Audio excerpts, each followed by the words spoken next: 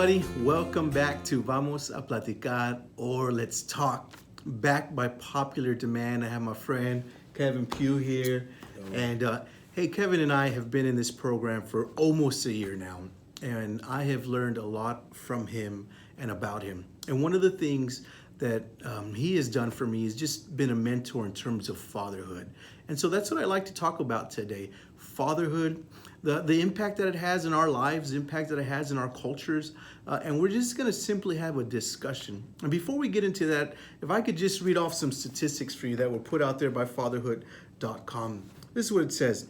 It says that an estimated 24.7 million children, or 33%, live absent of their biological father. It says because of that, these children are 4 times greater to be in poverty, 7 times more likely to become pregnant, to have behavioral problems, and the list goes on and on. And so, Kevin, let's talk about that. Let's talk about what you've seen, what you know. I mean, just tell me about yourself. You being a father, raised how many kids? 5. 5 kids, all different. Yes. Right? Different challenges. Mm-hmm. So, Kevin, tell us about your family a little bit, and then let's take it from there. Sure. As Ben said, married, 5 children, and from Philadelphia, born and raised in West Philadelphia, born and raised. And, it's very, very challenging there, growing up and raising children in the inner city. Pastor there as well, a part of a thriving ministry in the inner city for 20 years. And even seeing the challenges, even in our school system, that many of our young people are facing who are coming from single-parent homes. And it's very, very, very obvious and evident of the challenges and the struggles that many of them have. And even, Ben, I grew up in what was considered a middle-class area, where I was really blessed because I had both parents in the home.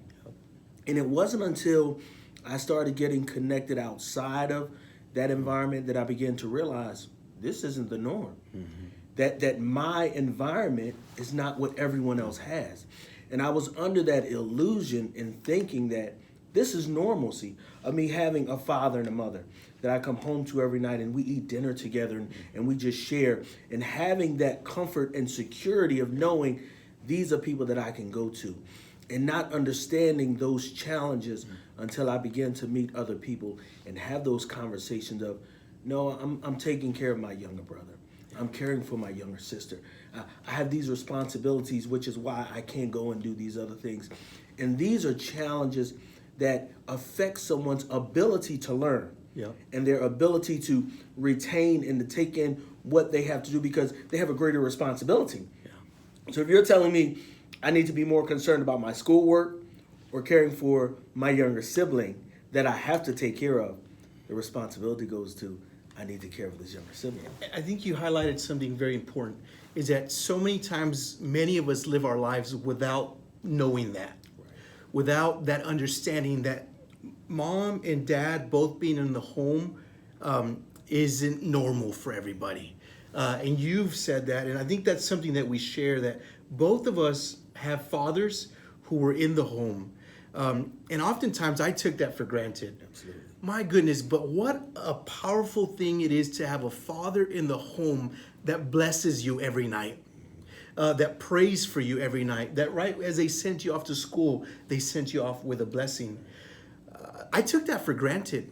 But now, even at the age of 36, I realize the power of that. And Kevin echoes that as he also had that. But what about those who don't have that? And so if we're just real quick, just a quick takeaway, if you're a dad and you're in the home, I want you to know that there is a power from you blessing your children every day and every night. If you're struggling with, am I being a good dad today? Hey, if you could just bless your kids, and what would that look like, Kevin? Ben, I'd say be present. One of the most impactful things is to be present with your children. As men, life is hard. Yeah. Providing for our children, the day-to-day grind of taking care of that responsibility of the family, it's rough. Yeah.